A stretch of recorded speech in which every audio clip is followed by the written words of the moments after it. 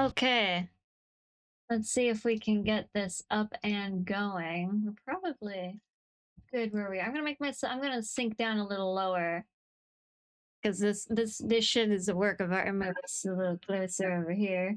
Yeah, yeah, yeah.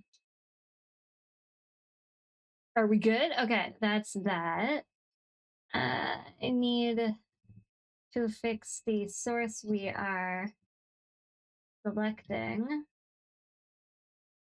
Watch. Wonderful. Yeah, here we go. Perfect. Okay. So let me just actually, I'm going to move you guys down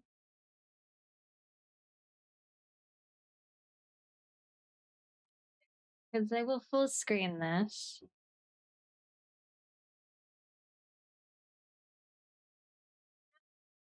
I need to grab that. Everyone's getting relocated.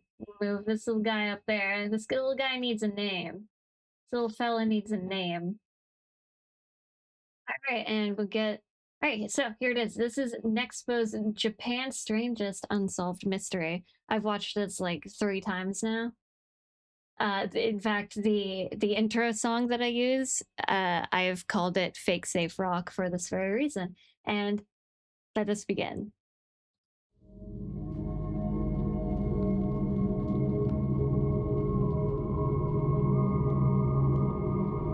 The volume is okay.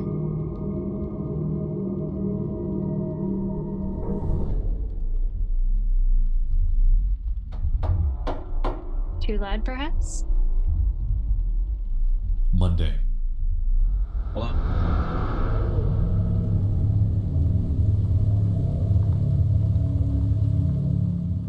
The peak is shrouded in fog.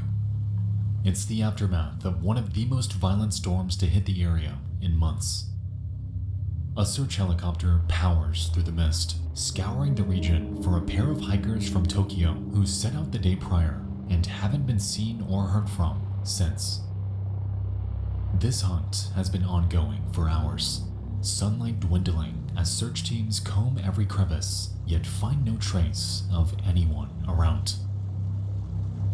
But as nightfall takes its grip, enveloping the area in complete blackness, suddenly, something strange enters their view. Just south of Mount Asahi Dake, a crudely constructed, massive SOS sign beckons from a clearing. It's undeniable that the missing hikers have made this, and it's a damn good thing they did, because with conditions like these, finding them otherwise would have been nearly impossible. The team swarms the area, with newfound hope that these hikers just might be hiding nearby. They search, and search, and search, until finally, they find them.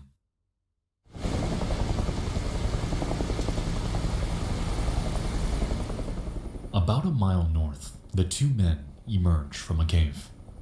They are completely disoriented, battered, and exhausted, but most prominently are in complete disbelief that the rescuers found them. As they're pulled up into the aircraft, the search team reassures them that they're gonna be okay before commending them on their efforts while out there. "We couldn't have found you without your help," they claim. "You guys did a really great job building that sign." The men pause for a minute, visibly confused. "I'm sorry. We didn't build the sign. We have no idea what you're talking about."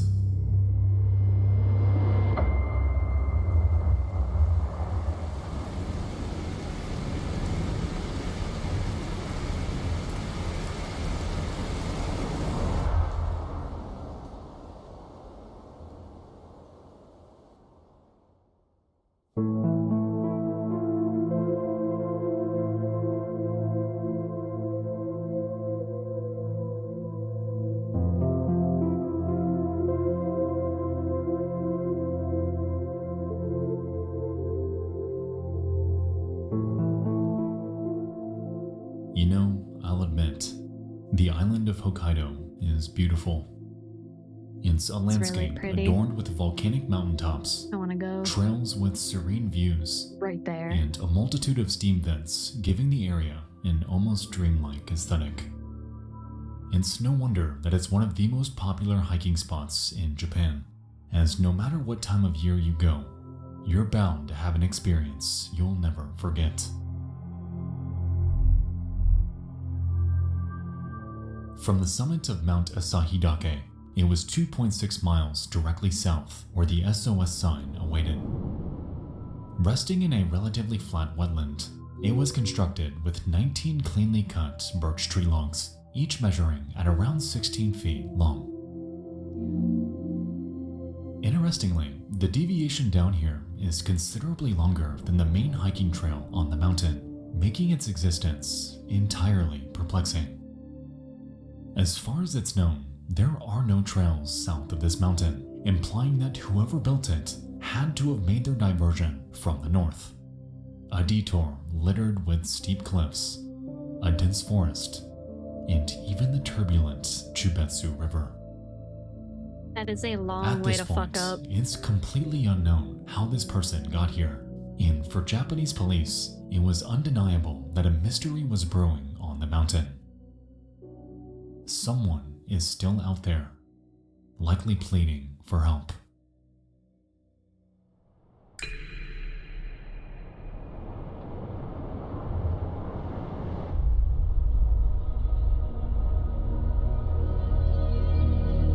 One day later, a second team is dispatched to probe the area for any signs of hikers in distress, this time with emphasis on the wetland the sign sits in.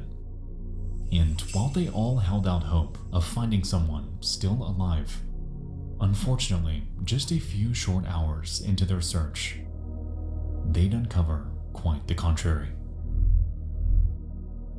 Hidden near the SOS sign are scattered human remains covered in bite marks from wildlife, and nearby, a backpack containing various items. A Sony Walkman, 4 cassette tapes, toothpaste, a bar of soap, and a towel. At first glance, it's obvious that the belongings in the human bones are connected. However, a curious question lingered in everyone's mind. How did this person with enough energy and strength to build an SOS sign out of 19 massive logs allow themselves to die in nature? For the rescue team, nothing further was discovered that day. For what it's worth, though, this seemed like a pretty open and shut case. Locals have claimed that the weather on this mountain is volatile, with thunderstorms rolling in with hardly any notice.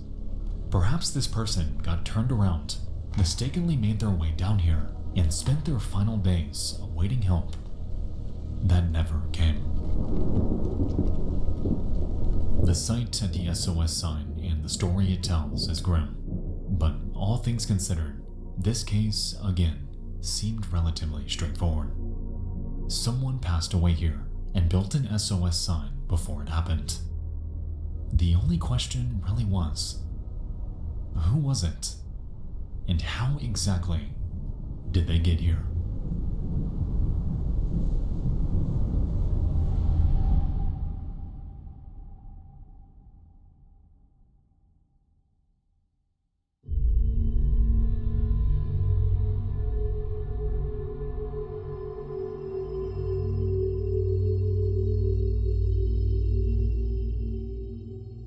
Two days pass, and examiners from the Asahikawa Medical University notify Hokkaido police that the human bones belong to a female. I'm in the way of all the things that pop up in Reportedly, this she was bottom about corner. 5 God foot, damn 3 it. inches tall, had type O blood, was somewhere between 20 and 40 years old at the time of her death, carried bone fractures in multiple locations, and died within the span of 1 to 3 years prior. Aside from this, there was no further identifying information about her, and effectively, she was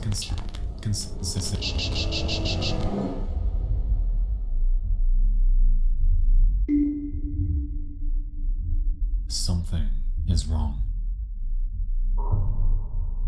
This doesn't make any sense at all.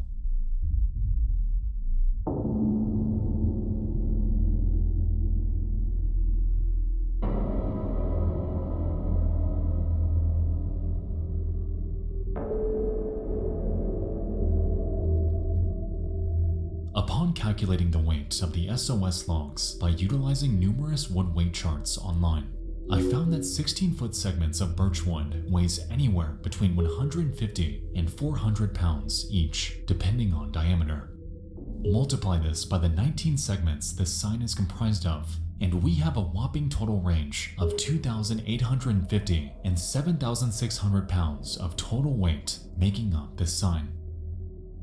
So with this information, we're left to assume that a 5'3" female with fractured bones had the energy and strength to not only cut down 19 massive trees with tools that were never found, but also had the stamina to transport anywhere between 1 and 3 tons of weight completely by herself. Let's not forget either that all of this was done after taking a treacherous 2.6-mile diversion down the south side of the mountain, undoubtedly causing considerable exhaustion from the elements. Without help, constructing this sign alone is an extraordinary feat, a feat that doesn't add up given the context here. So was this person actually alone, or was there perhaps someone else that died there with her? I wonder how many people Yeah. have been down this path. Also, I fucking love the way Nexpo does his videos.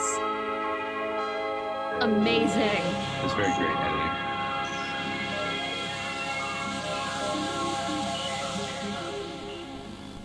Alright guys, before we continue down the rabbit hole, I'd like to tell you about tonight's video sponsor, Incogni.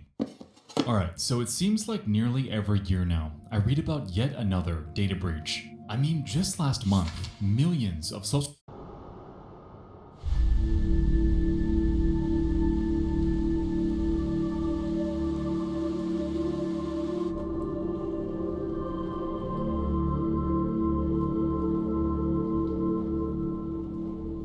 It's late at HQ, and investigators are scouring for clues. Of everything they uncovered, the cassette tapes seem to be the most promising lead on uncovering the identity of this woman. I'm just And sipping so, juice with they the put mic them in their muted, tape player and it looks and like I'm begin to yapping up a listen. fucking storm. As they play, they're met with musical tracks taken from various anime TV shows. However, once they make it to the last one, something strange gives them pause.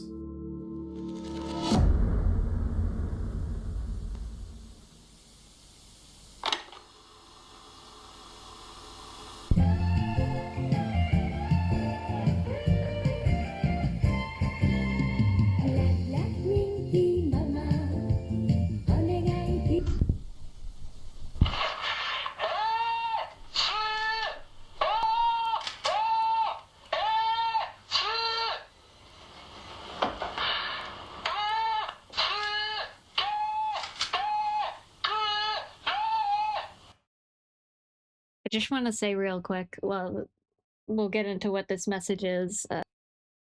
It reminds me of, and I'll never shut up about it, it reminds me of Koji Shiraishi films. It reminds me specifically of a cult where one of the mothers of the victims, if you know the movie,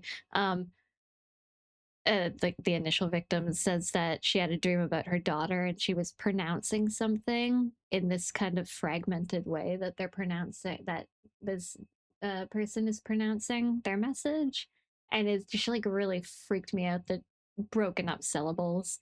Anyway, back to the video.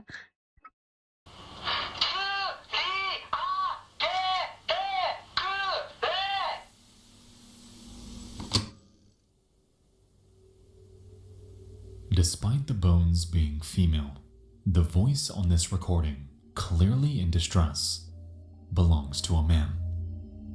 And the translation: SOS, help me. I'm stuck on the cliff. SOS, help me. I'm at the location where I first met the helicopter. The Sasa is deep and I can't climb up. Please pick me up here. Interesting.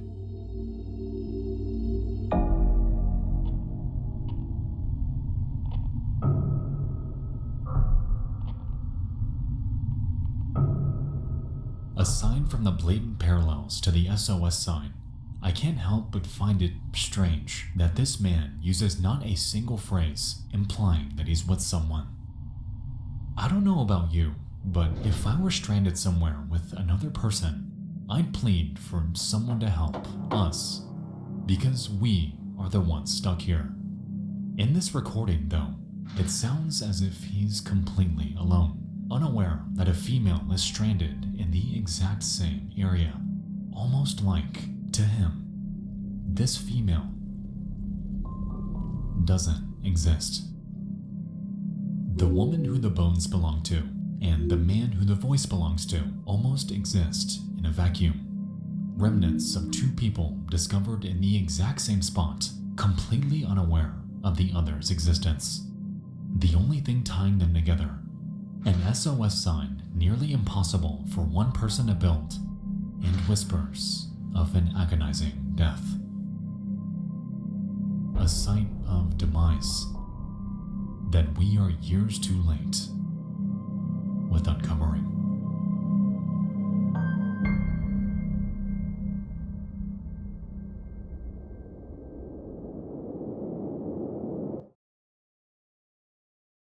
Now, not really seeing the area, just having it rendered there.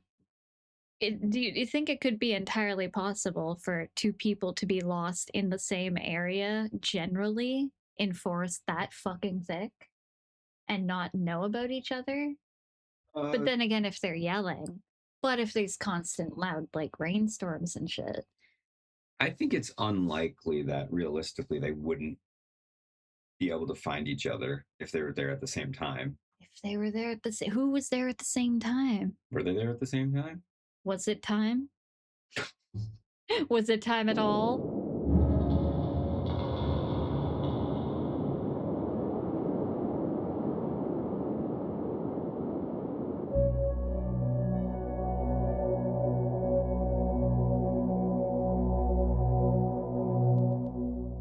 Fascinated by this case, a Japanese reporter named Koyo Abaratani sets out to the site of the SOS sign in search of any clues the police may have overlooked. While uncovering anything new was one hell of a long shot, surprisingly, after they dug through some tree roots, they actually uncovered something. Just 165 feet north of the SOS sign and hidden under foliage was a large hole containing various belongings. 2 cameras, a notebook, and most prominently, a license. This ID belonged to a man named Kenji Iwamura, someone from Kanan City in southern Japan, over 800 miles south. This discovery was massive because for all anyone knew, this was bound to be their guy. I mean, this had to have been the voice on the recording, right? And of course, this man must have been associated in some capacity with the female bones found at the same site. While she may be, up to this point, still unidentified, at the very least, those investigating this case finally had a name. Kenji Iwamura.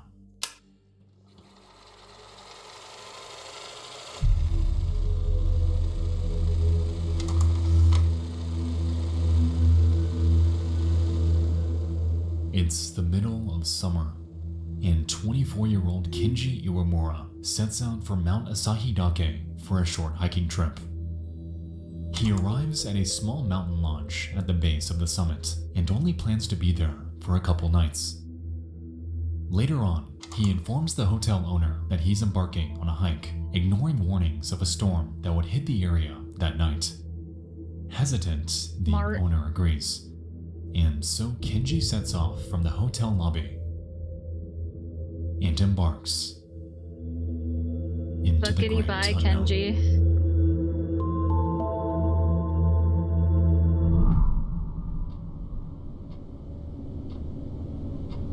As time ticks by, the sky darkens. The hotel owner becoming increasingly Curses are anxious real and with in no Japan. way The Psycho. It's a Psycho reference. The other Psycho. What is it called? What was the full name of the movie again? Psycho something large family. Yeah, that Something large family. that shit's scary. That was a creepy No, it was completely normal. Anyway. contact Video him to documentary. confirm how he's faring in this unstable weather. Hours pass without a word from him. The storm comes and goes. The clock approaches. Days pass without a word from him.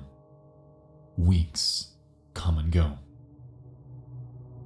Kinji Iwamura never turned up. He was never seen again.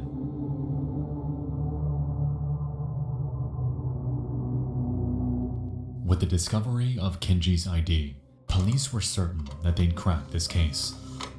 Reportedly, determining gender from bone fragments isn't always accurate, and for all they knew, they had to belong to him. From here, they tracked down and contacted Kinji's family, believing that this was the final piece of verification they needed to close this case. Their confidence was at an all-time high, catalyzed by his parents later claiming that he was an avid fan of anime and that the backpack they uncovered indeed belonged to him. And so, at last, the police played the cassette tape for them, certain that they'd recognize the voice of their son. And as fate would have it, by the grace of God, they didn't recognize this voice at all. Fuck! They have no idea who this person is.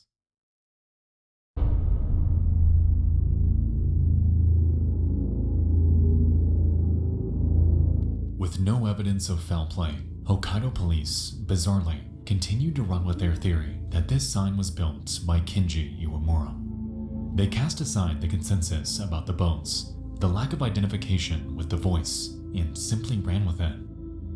It took just 11 days for them to close this case, and to this day, the mystery surrounding the SOS sign has been cast into the void of history, solved to them, yet completely bewildering to the world surrounding them. By 1990, the bones were re-examined, and the consensus underwent a surprising change. Reportedly, they never belonged to a woman with type O blood, but rather a man with type A.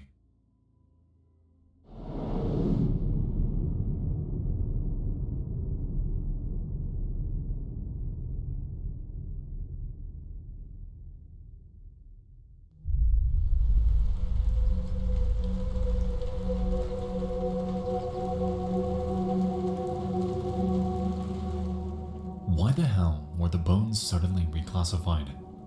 Who was the man recorded on Kinji's tapes? How were these massive trees carried and placed by just one person? And how were these trees chopped down at all? Taking a broader look at the landscape, we've established that the site of the SOS sign was reached by a diversion from the main Mount Asahidake trail. As we've seen, though, multiple hikers have done this. So how have they all made the exact same mistake? So as it turns out, there's an incredibly confusing landmark on the mountain. It's a boulder called Safe Rock, and it's typically used by climbers to orient themselves on their trek. Here it As once you is. encounter it, you're required to take a right turn to continue your journey to the peak. Bizarrely, however, there sits another identically shaped boulder right next to Safe Rock called Fake Safe Rock. Unlike the former, Wouldn't using you this one as a fucking guide know it? diverts hikers to the much more dangerous south side of the mountain. Terrain littered with steep cliffs and intense grades filled with a specific type of bamboo, known locally as sasa.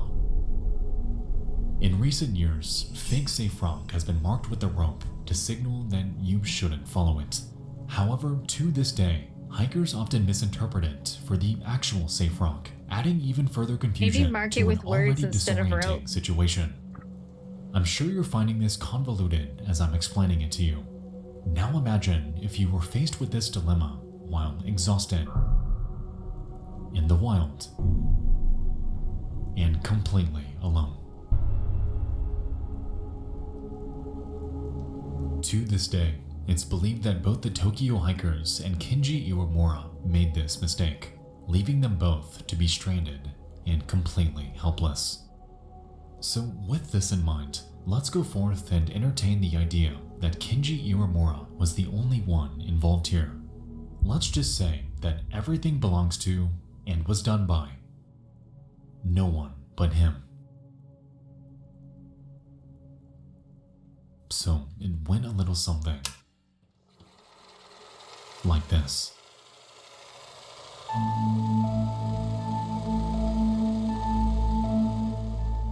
Kinji Iwamura begins his trek from the lodge and makes his way up the Asahidake Trail. Because of the impending storm, it's possible that there were few hikers up on the mountain. He makes his journey all the way up before the sky darkens and dense fog rolls in. He encounters the fake safe rock, confusing it for the real one, and makes a right turn, leading him south. As the day bleeds by, he begins to panic, the sky darkening as his psyche becomes ever more anxious. He recognizes also walk like not a that through the single woods. thing about the path he's who on, wouldn't? and it becomes rapidly clear to him that he's venturing nowhere near the summit. Completely turned around and with no other choice, he continues, following some semblance of a path, even though it's only heading down. Is he heading back to camp? Are there any towns in this direction? Where exactly is he going? As hours pass, he becomes more panicked and begins screaming for help, for anyone to hear him. He falls off a cliff on the way down and breaks 2 bones, and so, in immense distress, pulls out his Sony Walkman to record an SOS message and later plays it on repeat to save himself from damaging his voice. As he continues to limp downward, he encounters and crosses the Chupetsu River before eventually landing at his final destination, the flat wetland where he would build the SOS and where the two would inevitably remain.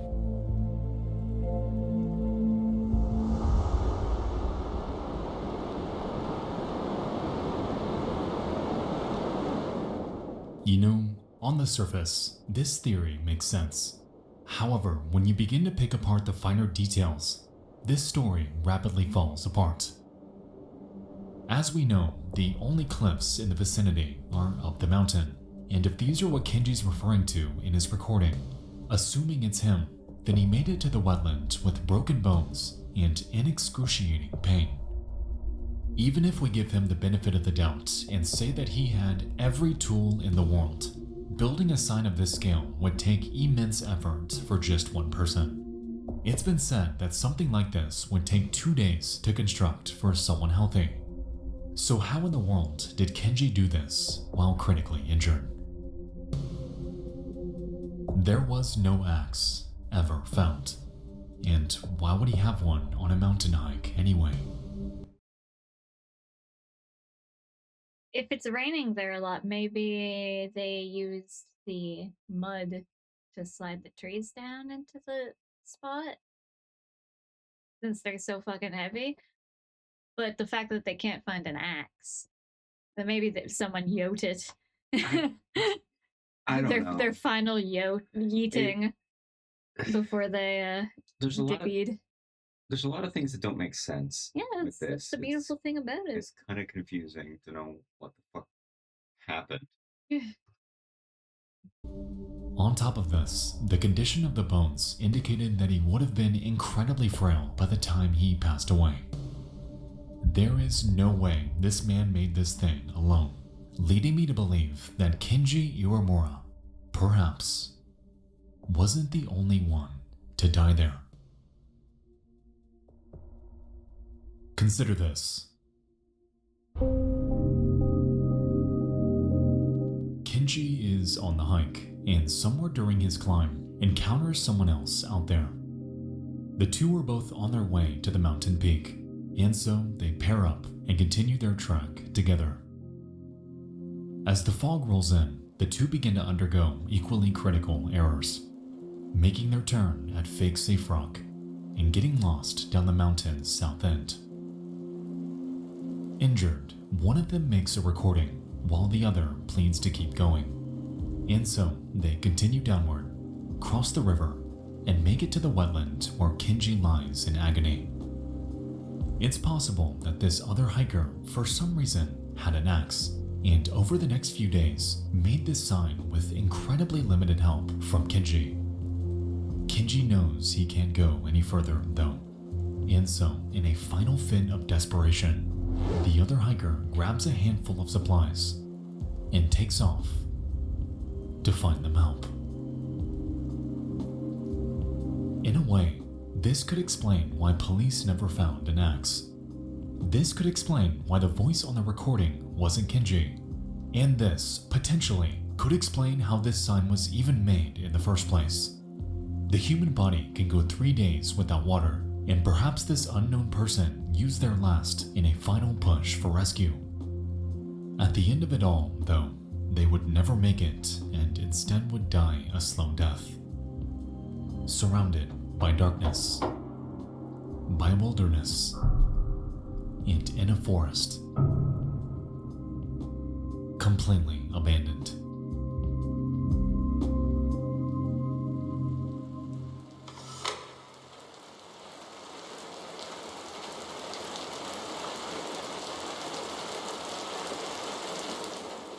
Perhaps their body is still out there, but we just haven't found it yet.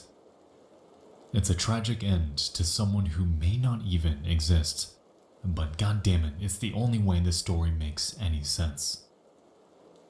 Kenji Iwamura had to have gotten help from someone else on the mountain that night. There is just no way in which he couldn't have.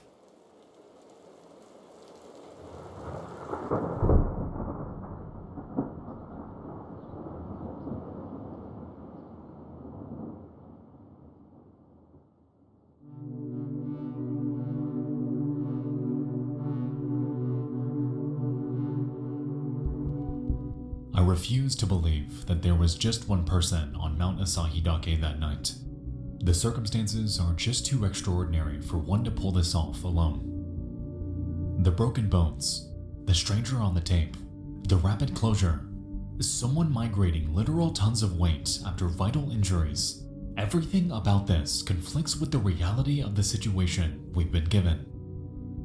These theories, as far-fetched as they are the only way this makes any sense in my brain. And even then, I'm still assuming that someone had an axe, assuming that an entire second person was there, and assuming that this other person died and was never found elsewhere on the mountain. No matter which way we approach this, nothing makes sense without drawing vectors to things that may or may not have happened. And to me, that's what makes this incident so incredibly perplexing. The man on the recording never stated that he was with someone. And even if we assume that Kenji wasn't alone, the only way this story makes any sort of sense, it's almost like the two of them never even knew the other existed. It's like two people encountered the exact same spot, just on completely different timelines.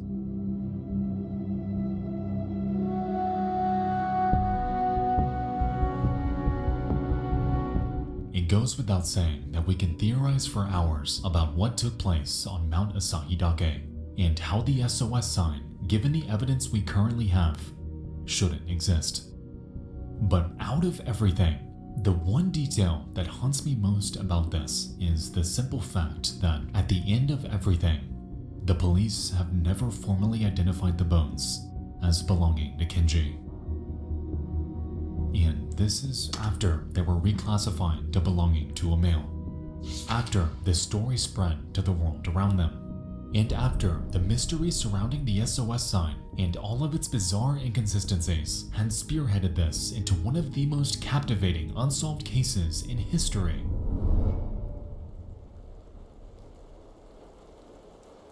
There has never been an official answer as to who the bones belong to. And to this day, nobody knows when the SOS sign was made. And who in the world built it.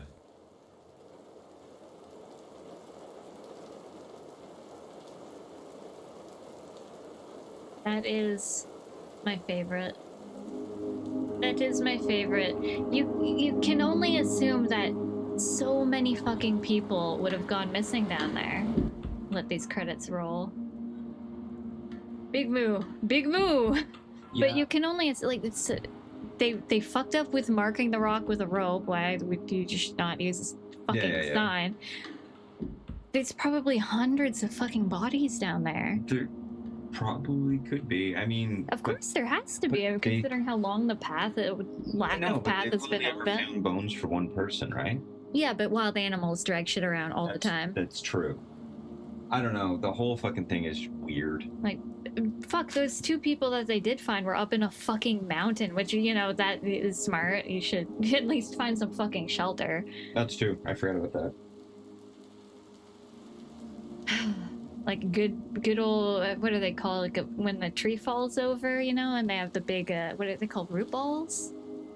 I don't know if they're called root balls. Like when a giant tree falls over and you can kind of have like a makeshift shelter out of the unders of the tree. Anyway, Nexpo, beautiful videos, beautiful mystery.